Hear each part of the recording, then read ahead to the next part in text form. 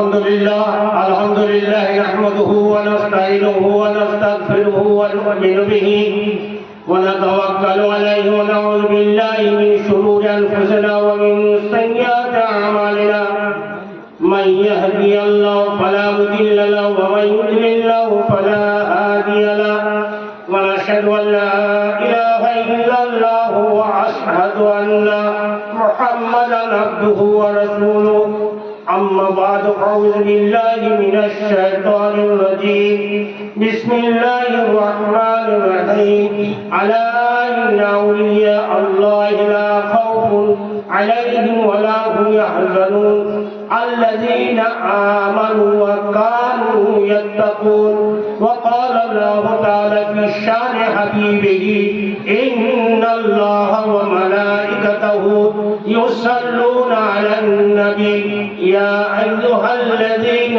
آمنوا صلوا عليه وسلموا تسليما يا اللهم صل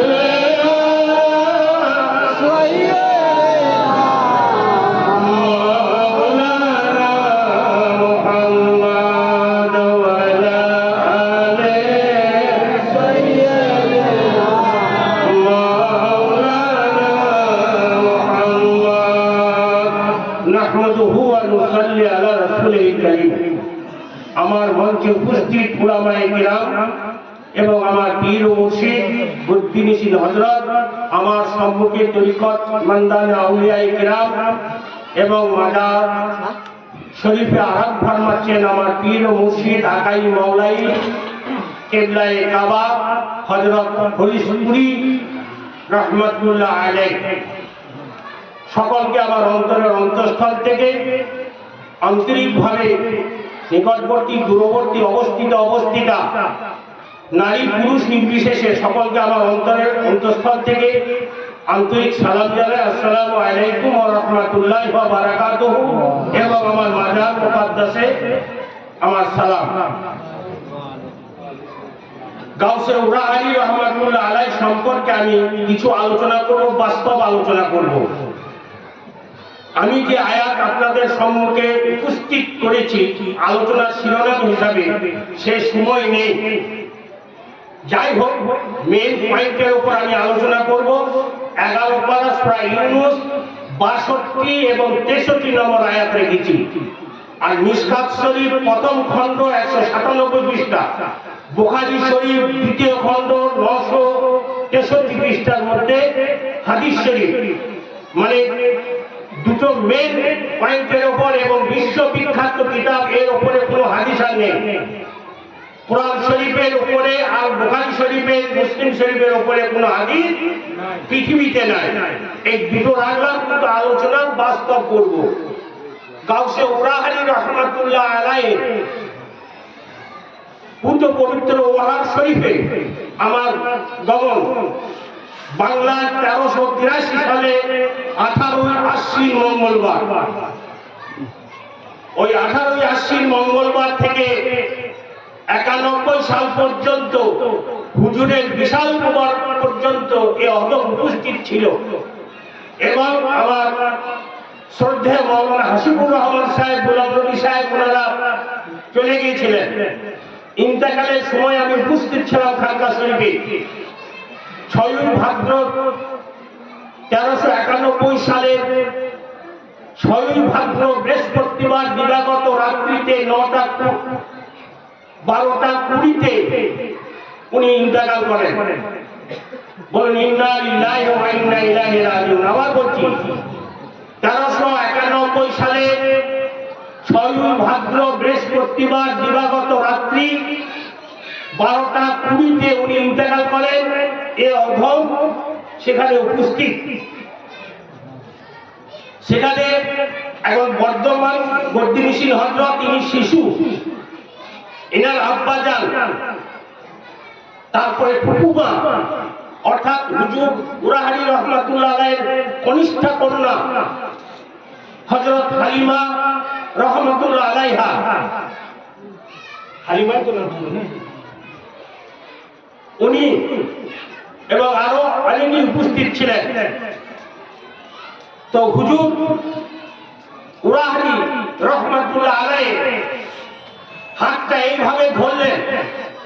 বর্তমান বদ্রিশিন যিনি রয়েছেন আবরারুল হুজুর, ইনার আব্বাজান গোলাপ মুস্তফা রহমাতুল্লাহ আলাইহি এমনি করে ধরলেন। আর হুজুর উরাহারি আলহাজ মাওলানা আলিমউদ্দিন শেখ আলিমউদ্দিন রহমাতুল্লাহ আলাইহি নকশবন্দিয়া মুজাদ্দিদিয়া বিশিষ্ট একজন প্রখ্যাত পীরে কামেল, তিনি চোখ বন্ধ করে নিলেন, হাত ধরা অবস্থায় চোখটা বন্ধ করে নিলেন। পাশে যারা রয়েছেন তারা বলছেন, হুজুর হাতটা ধরে থাকলে হবে, এই রাস্তায় সকলকে একদিন অবলম্বন করতে হবে। তো হুজুর উরাহারি রহমাতুল্লাহ আলাইহির সঙ্গে এইভাবে হাতটা ধরে আছেন। গোলাম মুস্তফা রহমাতুল্লাহ আলাইহি বর্তমান যিনি রয়েছেন আবরারুল হক, এনার আব্বাজান হাতটা টেনে নিলেন, টানার সঙ্গে সঙ্গে আবার পুনরায় চোখটা খুললেন, আর দুই চোখ দিয়ে পানি গড়িয়ে পড়লো। বলল সুবহানাল্লাহ। এটা আমি প্রত্যক্ষ করলাম, আমার 6 বছর পড়া শেষ হচ্ছে। গাউসে উরাহারি রহমাতুল্লাহ আলাইহি তিনি বাংলা, ইংরেজি, আরবি, উর্দু, পার্সি, সংস্কৃত সুপণ্ডিত ছিলেন। বলুন সুবহানাল্লাহ।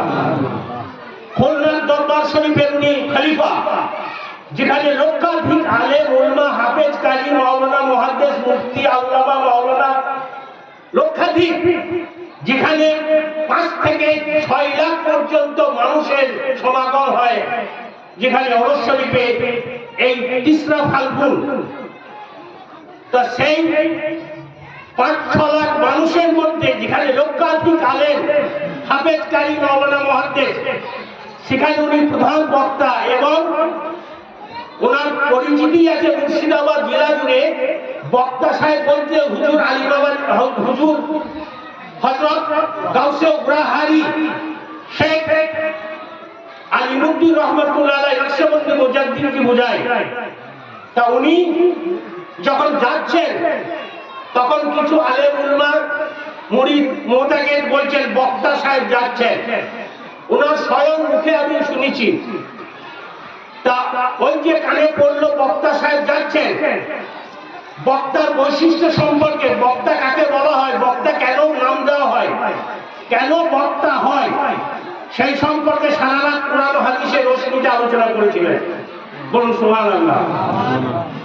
আর হুজুর উরাহারি রহমাতুল্লাহ আলাইহি আমরা যখন পড়াশোনা করেছি তখন এতটা পর্যন্ত কাদা, যখন জায়গিরি বাড়ি থেকে ওরাহার আসতাম তো লুঙ্গি গুটিয়ে হাঁটুর ওপরে আসতে হতো।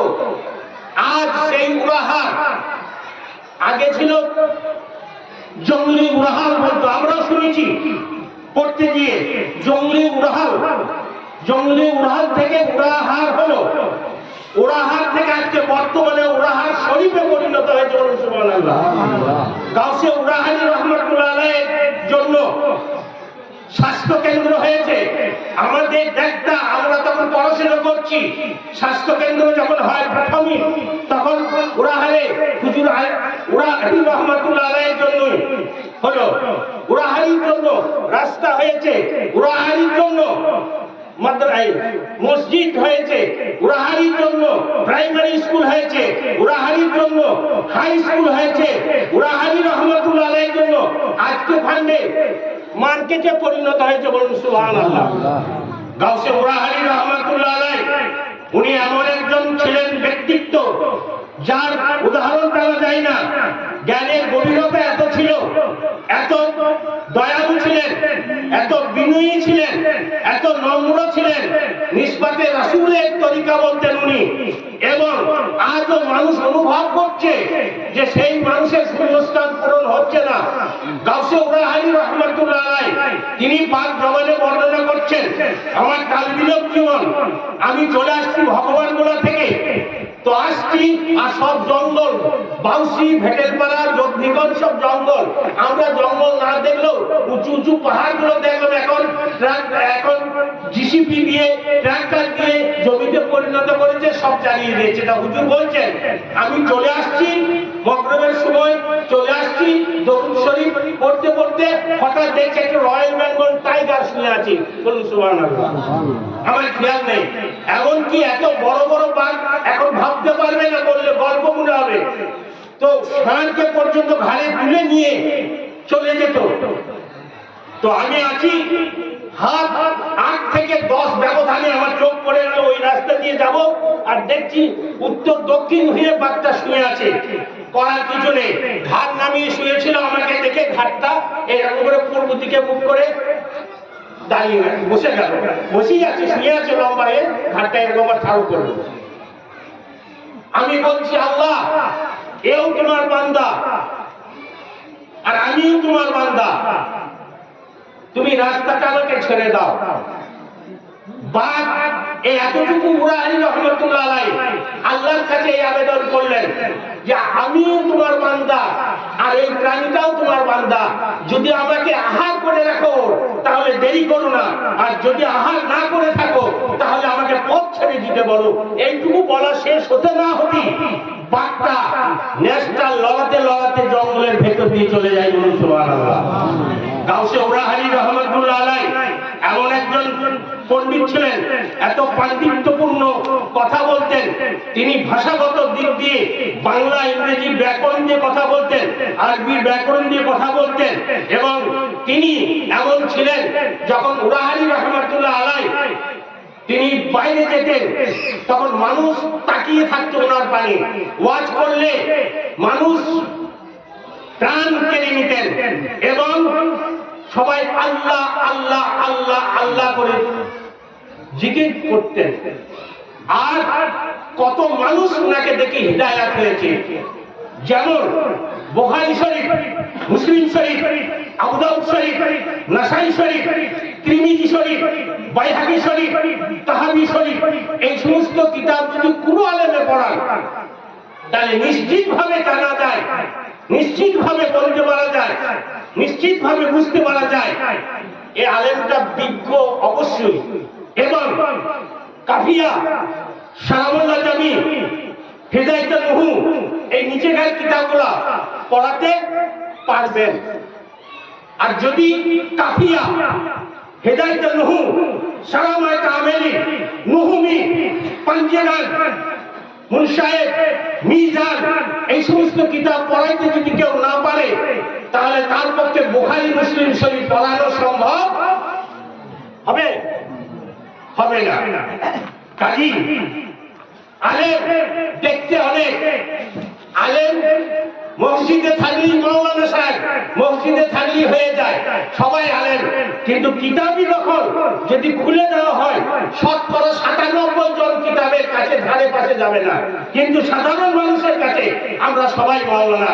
তাহলে ৯৭ জন কিতাব থেকে বেঁচিয়ে যাবে, হয়তো ১০০-এর মধ্যে ৩টে মানুষ কিতাব পড়াতে পারে, ৩টে আলেম কিতাব পড়াতে পারে, তারাই হচ্ছে আলেম।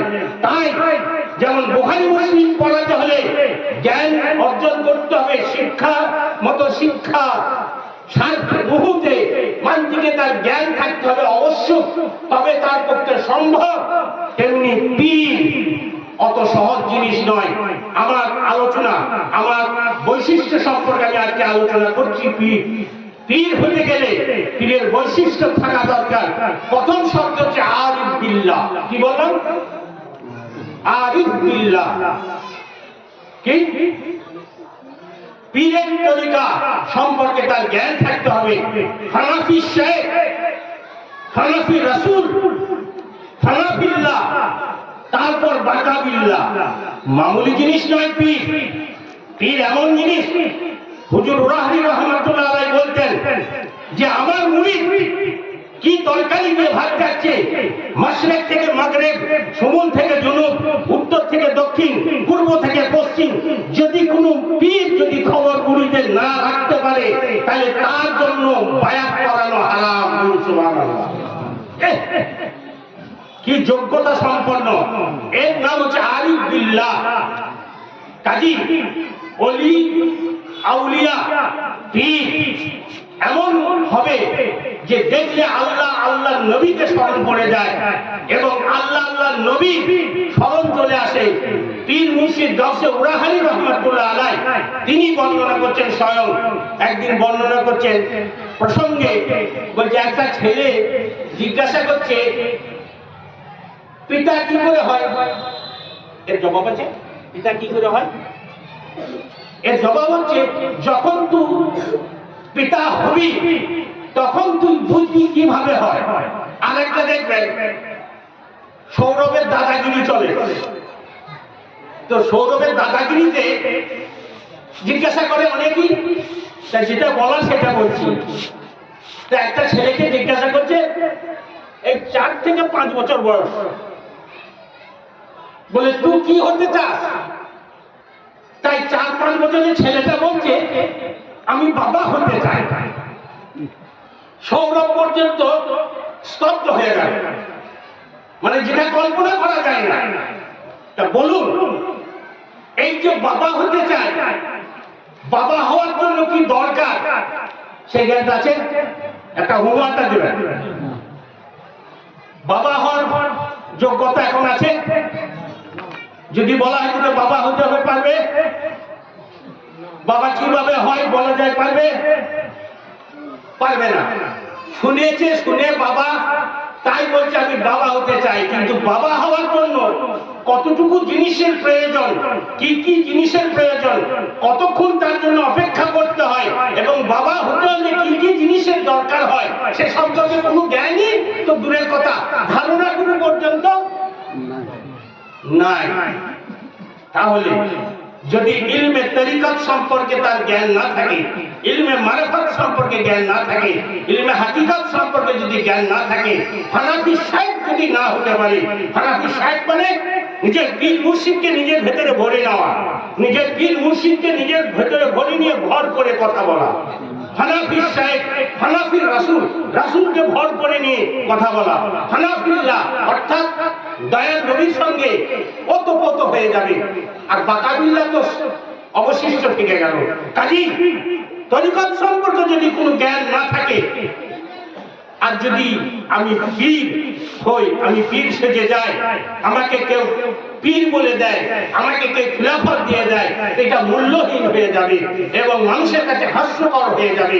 যেহেতু তরিকত সম্পর্কে যার জ্ঞান নাই, হাকিকত সম্পর্কে যার জ্ঞান নাই, ওই যেমন নুহু সারফে জানে না, মিশকাত শরীফ পড়াতে পারবে না, জালালাইন শরীফ পড়াতে পারবে না, তিরমিজি শরীফ পড়াতে পারবে না, আবু দাউদ শরীফ পড়াতে পারবে না, যেমন পড়াতে হলে যোগ্যতার দরকার, তেমনি পীর হতে হলে ইলমে তরিকত, ইলমে মারিফত, ইলমে হাকিকত, ইলমে শরীয়ত সম্পর্কে যেমন জানতে হবে, তেমনি আরিফ বিল্লাহ হতে হবে। যতক্ষণ পর্যন্ত না হবে তার খিলাফতটা মূল্যহীন হয়ে যাবে। আর যদি কেউ খিলাফত দেয়, জানতে হবে তার খিলাফতটা মূল্যহীন, তার খিলাফতের কোনো মূল্য নাই। কাজী গাউসে উরাহানি রহমাতুল্লাহ আলাইহি, আমার ছাত্র জীবনে আমি দেখেছি গাউসে উরাহানি রহমাতুল্লাহ আলাইহি তিনি ওয়াজ করতেন ব্যাকরণগত, এবং উনার বলতেন আমার তরিকা হচ্ছে নিসবতে রাসূল, এবং উনি জীবনে অনেক কিছু বলেছেন, কিন্তু কারামত ওনার সঙ্গে দেখা খুব কম গিয়েছে। কারণ দলিলে বলা হয়েছে কারামত অলির জন্য শর্ত নয়। কাজী একদিন গাউসে উরাহানি রহমাতুল্লাহ আলাইহি বিহার সফরে গিয়েছেন কাপড় লুঙ্গি কেনার জন্য। উনি ছোট ছোট থেকে লুঙ্গি পরতেন, ছোট ছোট ঘরে সবুজ রঙের আর একটা বিটুটিয়া বিস্কুট রঙের কালারের উনি লুঙ্গি ব্যবহার করতেন। তা উঠেছে প্রসঙ্গে কথা হচ্ছে, দর্জি কাপড় সেলাই করতে করতে বলছে আজকালকার পীর সব ব্যবসায়ী পীর হয়েছে, আজকালকার টাকা কামানোর জন্য পীর চোখে দেখতে পাওয়া যায় না। হুজুর উরাহানি রহমাতুল্লাহ আলাইহি পুরো না কথা বলে ওই মেশিনের প্লেটে এমনি করে হাত রেখেছেন, তখন বলছে রেখেছে, তো সঙ্গে সঙ্গে মেশিন বন্ধ হয়ে গেছে। তো দেখছে যে আমার তো ফিটেও পড়ে না, আর চলতে চলতে বন্ধ হয়ে গেল। হুজুর উরাহানি রহমাতুল্লাহ আলাইহি বলছেন কি হলো বাবু, তুমি চালাও? বলে হুজুর আমার তো চলছিল, কিন্তু ফিটেও পড়ে না আর চলছে না। ও কিছু হয়েছে, হয়তো কিছু হয়েছে। এই সময়টা হাতটা তুলে নিয়েছেন, যেমনি তুলে নিয়েছেন আর মেশিনটা চলতে আরম্ভ করেছে। আর ওই ব্যক্তিকে বুঝতে বাকি রইল না যে ইনার জন্যই আমার মেশিনটা বন্ধ হয়ে গেছিল। বলুন সুবহানাল্লাহ। উনি দেখান নাই, কিন্তু এমনই কামেল মুকাম্মেল ছিলেন, নিজের জান করেছেন, নিজে চাষ করতেন। হুজুর উনার বড় ভাই নাম ছিল জনাব হযরত আবু তালেব রহমাতুল্লাহ আলাইহি।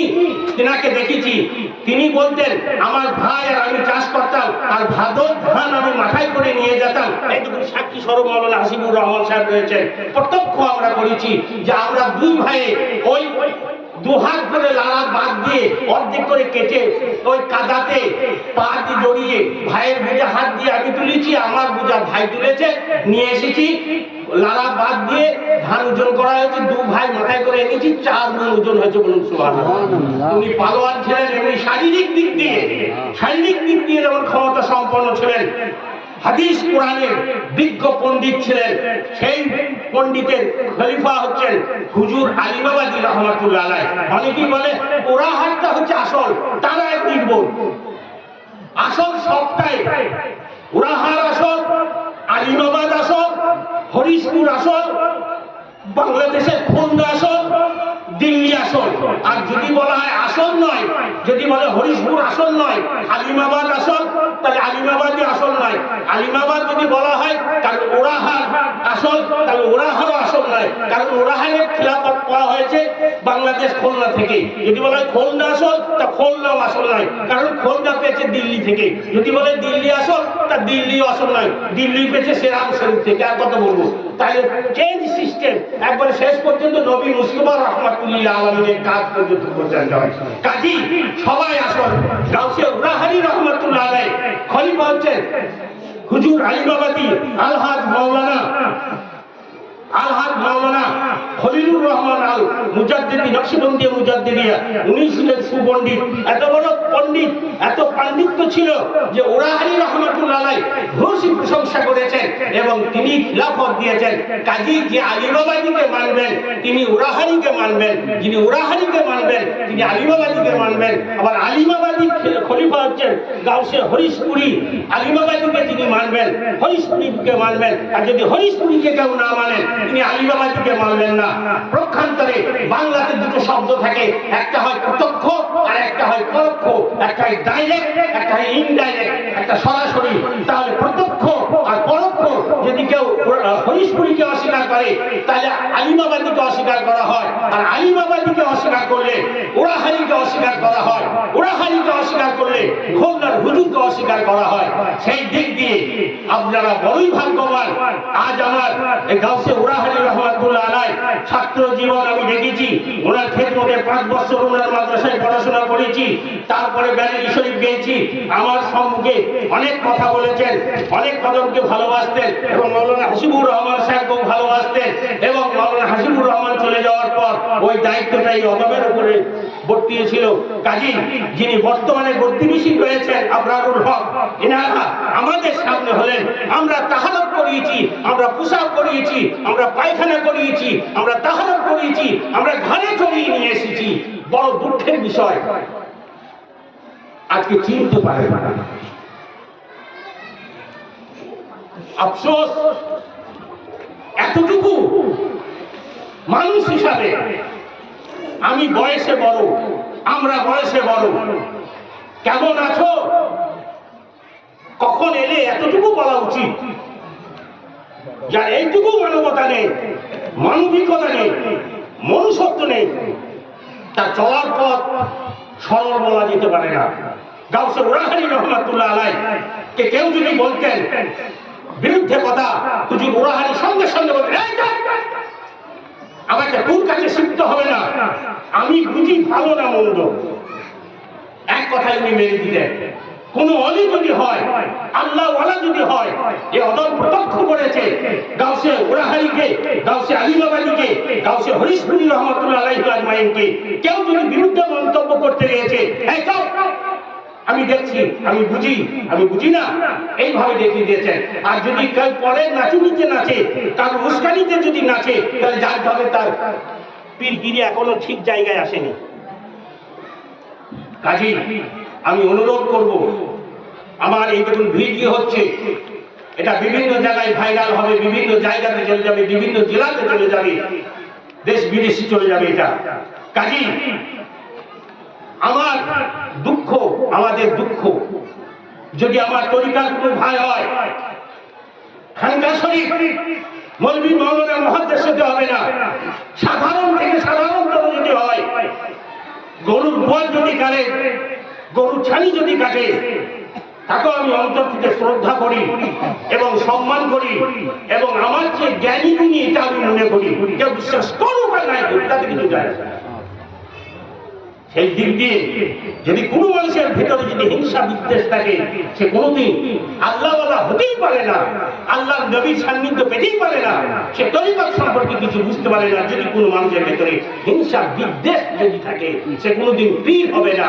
পীর হবে ওই মানুষ যে সরল এবং সহজ। আমি যে আয়াতে রেখেছি আল্লাযীনা আমানু ওয়া কানু ইয়াত্তাকুন, 63 নম্বর আয়াত, 11 পারা সূরা ইউনূসের 63 নম্বর আয়াত। ওই ব্যক্তি যে আল্লাহ ভীরু, আল্লাহ ভীতি অবলম্বন করে, যে আল্লাহকে ভয় করে, সেই হচ্ছে ওলি মুত্তাকি। অত সহজ নয়, কারণ আজকে বাজারে অনেক কিছু দেখতে পাওয়া যাচ্ছে। কাজী বক্তার মধ্যে থাকবে অনেক রকমের আলোচনার মধ্যে অনেক রকমের ফিতনা ফেসাদ ছড়িয়ে দেবে। এমন এমন বক্তা রয়েছে, এমন বক্তৃতা দিচ্ছে যে তাদের শ্রোতা হিসাবে যদি বসায়, তাদের মজলিসে যদি বসায়, তাদের কাছে যদি যাওয়া হয়, তাদের কথা যদি শোনা হয়, তাহলে সেও জাহান্নামে যাবে আর যারা শুনছে তারাও জাহান্নামে যাবে। কাজী আমি আপনাদের কাছে আন্তরিকভাবে আবেদন করব, আল্লাহ নবীর ওয়াস্তে, যে আল্লাহ নবীর মহব্বতের কথা যে সমস্ত আলেম বলবেন, যে সমস্ত আলেম উলামা বলবেন, তাদেরকে শ্রদ্ধা করুন। আর গুস্তাকে রাসূল, নবীর বিরুদ্ধে যারা বলবে, নবী পাকের বিরুদ্ধে যারা বলবে, আহলে বায়তের বিরুদ্ধে বলবে, খোলাফায়ে রাশিদিনের বিরুদ্ধে বলবে, আশারায়ে মুবাশশারার বিরুদ্ধে বলবে, শাহবাজের বিরুদ্ধে বলবে, তাদের কাছ থেকে সরে থাকুন। তারা বাতিল ফিরকা, তারা বাতিল ফিরকা, তারা বাতিল ফিরকা। আল্লাহ যেন শুভ বুদ্ধি, শুভ চেতনা, শুভ জ্ঞান, শুভ বিবেক, শুভ বুদ্ধি আল্লাহ যেন আমাদেরকে নবীর ওসিলায় দান করেন। বলুন আল্লাহুম্মা আমিন। ওয়া আখিরু দাওয়ানা আলহামদুলিল্লাহি রাব্বিল আলামিন। আসসালামু আলাইকুম ওয়া রাহমাতুল্লাহি ওয়া বারাকাতুহু। আল্লাহ